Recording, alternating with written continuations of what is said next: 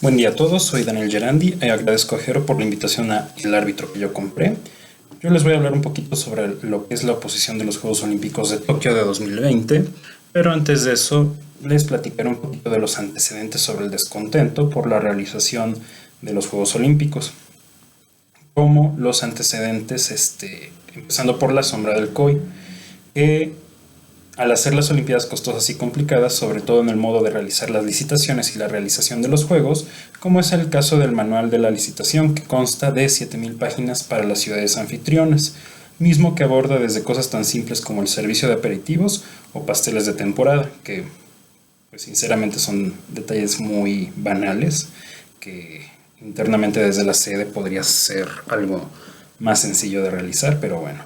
Otros comentarios de algunos expertos dicen que el COI es la clásica oligarquía en donde pierden el tiempo con nimiedades mientras las Olimpiadas arden en llamas. Igual dicen que el COI es un monopolio con pocos incentivos para cambiar. Cosechan casi todos los beneficios mientras insisten en que las ciudades anfitrionas y sus gobiernos literalmente firmen documentos para asumir todos los costos y el riesgo. Así que para empezar, todo ha sido siempre, hasta cierto punto, una conspiración, aunque antes no nos importaba tanto porque al menos funcionaban las cosas. Eso es lo que se dice del COI. Otros autores dicen que las cosas han sobrepasado el punto de inflexión, como por ejemplo, si nos vamos al caso ruso, que dicen que los 41.000 millones de dólares o más que Sochi desembolsó asustan a todos. Porque sí, ahí en Sochi se levantó todo de cero, no contaba con la infraestructura, pero de la noche a la mañana todo apareció, estaba listo y pues sinceramente Sochi es un balneario turístico que no tiene vocación deportiva. Se señala también la agenda del 2020 del COI, que dice que las reformas que se publicaron en el 2014 sobre sustentabilidad, dejar un legado y temas por el estilo fue la respuesta. Sin embargo, queda por verse si el COI apoyará este plan, ya que el COI ha ido demasiado lejos y es por eso que la gente está tan molesta. Otro antecedente que tenemos es el siguiente, que durante el proceso de licitación para los Juegos Olímpicos de Invierno 2022, 5 ciudades que mostraron interés retiraron su candidatura, debido a que los votantes o el gobierno no aceptaron el riesgo financiero.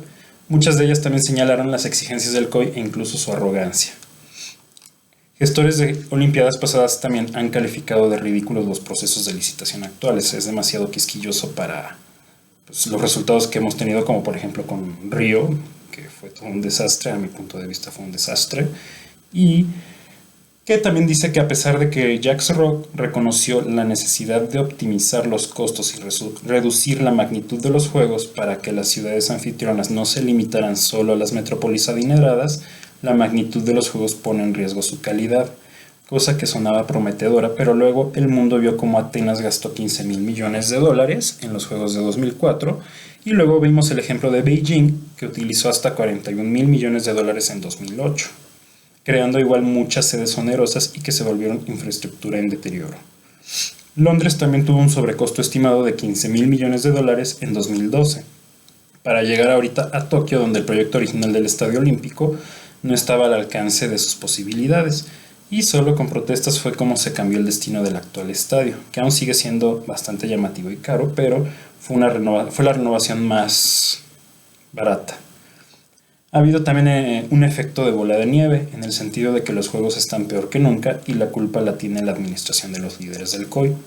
Dichas percepciones se intensificaron cuando casi todos renunciaron a sus candidaturas para los Juegos Olímpicos de Invierno de 2022.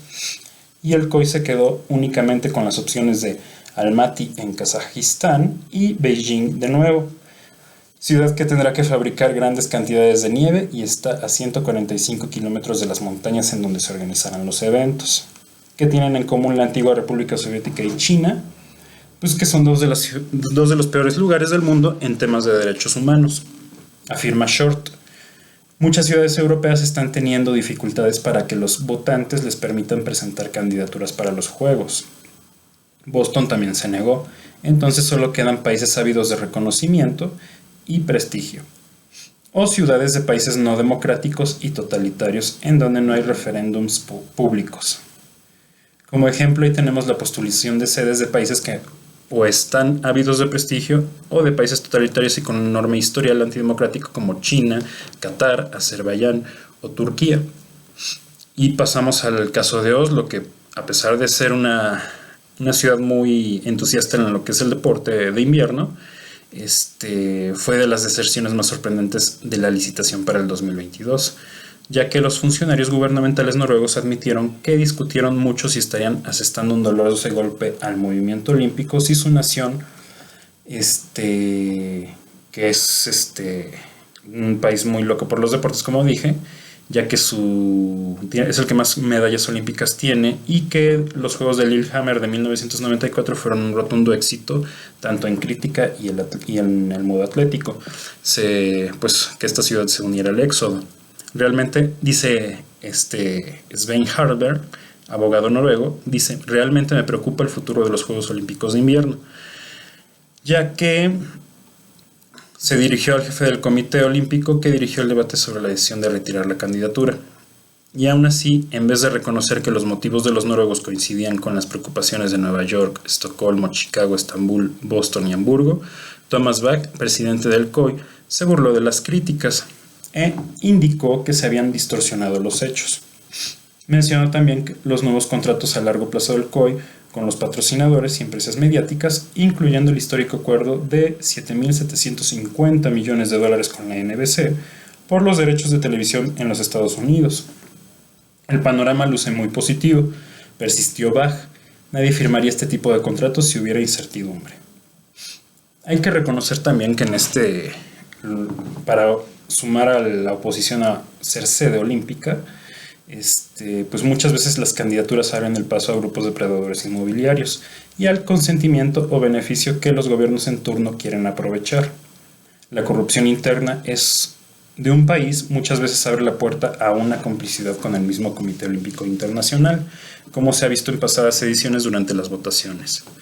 Tampoco hay que olvidar que la politiquería, dependiendo del país en cuestión, es quien decide cómo llevar la candidatura y sacarle el máximo beneficio para los involucrados, o de cómo sabotearla también si hay grupos políticos opositores. También el papel de los Star Architects y sus nexos con los gobiernos en turno o comités olímpicos nacionales juega otro papel, donde se abre la puerta a gastos innecesarios o exagerados en sedes deportivas que tienen altas probabilidades de caer en desuso y ser elefantes blancos. Ahora, teniendo un poco del contexto previo, pasamos al creciente descontento de la población nipona en torno a los Juegos Olímpicos actuales. Por ejemplo, comenzamos con los comentarios sexistas de Yoshiro Mori, el que fue el organizador de Tokio 2020. Él estimó que las reuniones con mujeres son demasiado largas, ya que tienen dificultades para terminar sus intervenciones. Eso lo dijo el 3 de febrero de 2021. También dijo: los consejos de administración con muchas mujeres llevan demasiado tiempo. Si aumentas el número de miembros ejecutivos femeninos y que su tiempo de palabra no está limitado en cierta medida, tienen dificultades para terminar, lo que es molesto. Otra cosa que también dijo él fue que las mujeres tienen el espíritu de competición. Si una levanta la mano para intervenir, las otras creen que deben expresarse también. Es por eso que todas terminan hablando. Obviamente, después de estos comentarios, el 11 de febrero de este año renunció. También pasamos a otra parte del descontento, pues esto fue ahora sí que una gotita que derramó el vaso, pero después de esto renunciaron 10,000 voluntarios, que comenzó todo esto en febrero también, cuando una vez salieron a la luz pública los comentarios de Yoshiro Mori, y desde entonces la cifra se ha elevado hasta llegar a los 10,000 actuales, tanto por las preocupaciones vinculadas con la pandemia como por dificultades de disponibilidad, traslados laborales y otros factores económicos. El año pasado, una vez entrado el mundo en la pandemia, hubo varias encuestas. Las más relevantes fueron en julio. Y la población japonesa se expresó así en diversas encuestas. Por ejemplo, solo un 23.9% de los habitantes de Tokio desea que se lleven a cabo el próximo año, o sea, este año. El 36.4% prefiere que se vuelvan a aplazar, o sea, al próximo año o quién sabe. Mientras que un 33.7% consideran que los juegos deberían cancelarse. Los japoneses no creen que para el próximo año se tenga completamente controlada la situación, por lo que sería contraproducente llevar a cabo el evento. Otra encuesta señala que el 61% de la población prefiere que se anulen, o sea, que no se realicen los Juegos. Y pues este año, ante el repunte del COVID y sus nuevas variantes, se hará lo siguiente. Las gradas en los Juegos Olímpicos de Tokio no tendrán público.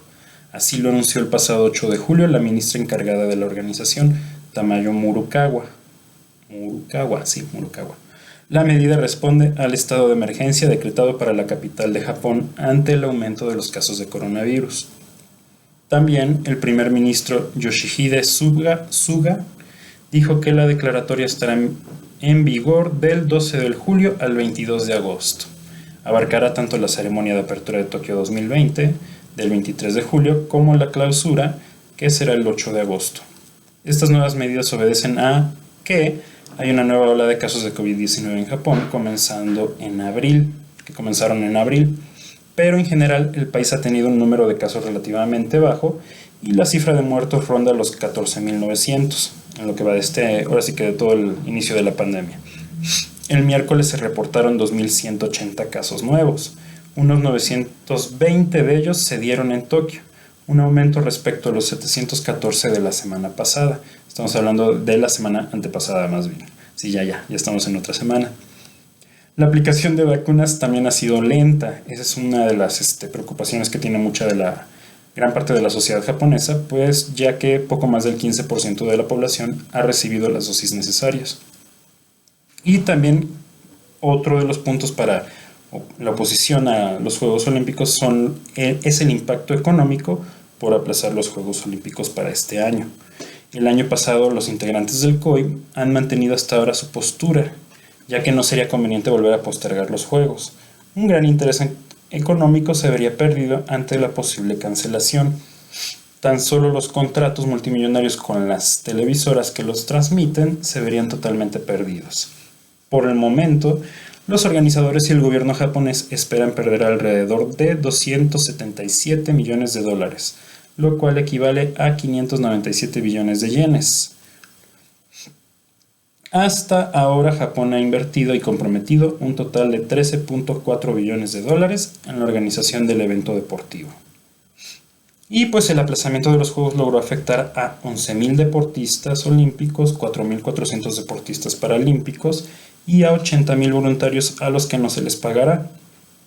Por otro lado, en cuestión de patrocinio, el gobierno japonés estima perder cerca de 900 millones de dólares, comprometidos con 70 patrocinadores en Japón. El resultado de posponer el evento a las aseguradoras globales se les ha dejado una larga factura por cubrir las pérdidas de los Juegos Olímpicos. Por otro lado, en cuestión de patrocinio, el gobierno japonés estima perder cerca de 900 millones de dólares comprometidos con 70 patrocinadores. Todo eso en Japón. El resultado de posponer el evento a las aseguradoras globales se les ha dejado una larga factura por cubrir las pérdidas de los Juegos Olímpicos. Las estimaciones sugieren que el costo que tendrán que pagar las aseguradoras será de 2 billones de dólares. Entre esas diversas pérdidas económicas, también se debe hacer énfasis en las que representan los cambios en las pruebas clasificatorias.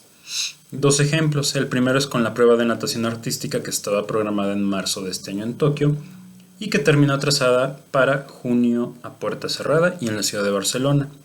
El segundo ejemplo fue con la Copa del Mundo de Clavados, que también tuvo que irse a Setúbal en Portugal. Gastos que implican desde la renta de complejo deportivo y su disponibilidad en la nueva sede preolímpica unas semanas antes del anuncio.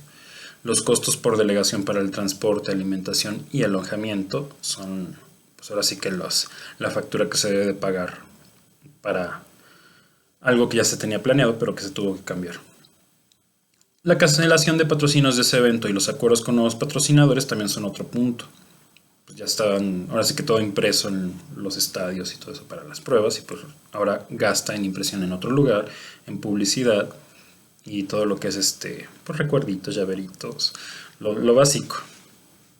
Son muchos detalles que implican altos costos y muchas pérdidas en una derrama económica que la sede original pierde en su entorno y que no se van a recuperar. Otro ejemplo de eso es la prueba de atletismo en Tokio, en la que debían participar deportistas extranjeros y que tuvo que ser realizada a puerta cerrada, a pesar de no cambiar la sede, pero que la realización sin espectadores implicó la pérdida de una posible derrama económica que hubiera generado los posibles 20.000 asistentes del público. Si de por sí ya existía una fuerte oposición a la realización de los Juegos Olímpicos, la pandemia por el COVID ha puesto más en evidencia de que a corto plazo se tendrá un alto costo para todo Japón.